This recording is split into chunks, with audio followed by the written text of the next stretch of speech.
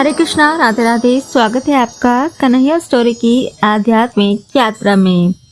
नया साल दस्तक देने जा रहा है। 1 तारीख को बुधवार है और हर कोई चाहता है कि उसका पूरा साल बहुत अच्छा जाए और जीवन में किसी तरह की तकलीफ ना आए। और इसके लिए नए साल की शुरुआत मंदिर जाके पूजा करके करता है। नए साल की शुरुआत हम वास्तु के कुछ खास नियमों को ध्यान में रखकर करें तो साल अच्छा गुजरता है। वास्तु शास्त्र में बहुत सी चीजें शुभ मानी जाती हैं और इसको अगर आप घर लाते हैं तो इनसे आपकी सुख समृद्धि मिलेगी और घर में पूरे साल पॉजिटिव एनर्जी बनी रहेगी। नया साल बुधवार से शुरू हो रहा है तो हिंदू धर्म में बुधवार भगवान गणेश जी का दिन माना गया है। आप नए साल के पहले दिन गणेश जी की मूर्ति घर लेकर आएं। इससे पूरे साल आपके घर परिवार में बप्पा की कृपा बनी रहेगी।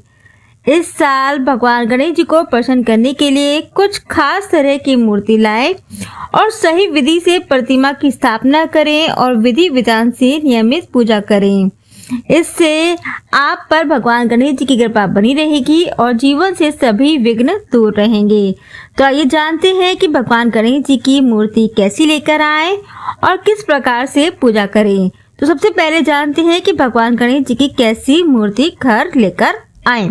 सबसे पहले मिट्टी के गणेश जी की मूर्ति घर लानी चाहिए या मिट्टी से खुद अगर आप बना सकते हैं तो खुद बना लीजिए।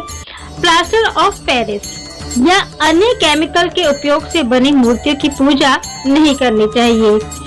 इसके अलावा सफेद मदार की जड़ से बने गणेश जी की पूजा करना बेहद शुभ माना गया है। वहीं से धातुओं में सोना, चांदी या तांबे की मूर्तियों की भी पूजा कर सकते हैं। दूसरा है कि बैठे हुए गणेश जी की प्रतिमा लाना शुभ माना गया है।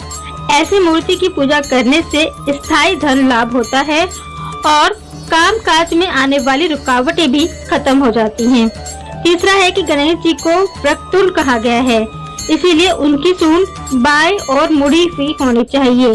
ऐसी प्रतिमा की पूजा करने से भगवान प्रसन्न होते हैं और संकटों से छुटकारा मिल जाता है। जिस मूर्ति में गणेश जी का वाहन ना हो, ऐसी प्रतिमा की पूजा करने से दोष लगता है, क्योंकि भगवान गणेश अपने मूषक पर सवारी करके ही आपके घर पर आते हैं। शास्त्रों में गणेश जी का धूम वर्ण बताया गया है, यानी कि गणेश जी का रंग धुएं के समान है। इसीलिए गणेश जी की ऐसी मूर्ति की स्थापना करनी चाहिए। है कि गणेश जी को भाल चंद्र भी कहते हैं, इसीलिए गणेश जी की ऐसी मूर्ति की स्थापना करनी चाहिए जिनके भाल यानी कि ललाट पर चंद्रमा बना हुआ हो। गणेश जी की ऐसी मूर्ति की स्थापना करनी चाहिए जिसमें उनके हाथों में पास और अंकुश दोनों ही हो। शास्त्रों में गणेश जी के ऐसे रूप का वर्णन मिलता है और साथ ही ध्यान रखें कि ऐसी मूर्ति घर लाएं जिसमें गणेश जी के सर पर मुकुट अवश्य हो। बिना मुकुट वाली मूर्ति अपूर्ण मानी जाती है। अब आइए जानते हैं गणेश जी की स्थापना की विधि। सबसे पहले चौकी पर गंगा जल छिड़के और इसे शुद्ध कर ले।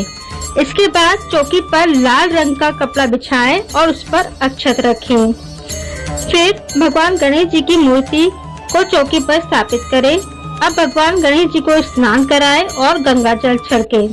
मूर्ति के दोनों ओर रिद्धि सिद्धि के रूप में एक एक सुपारी रखें। भगवान गणेश जी की मूर्ति के दाईं ओर जल से भरा कलश रखें।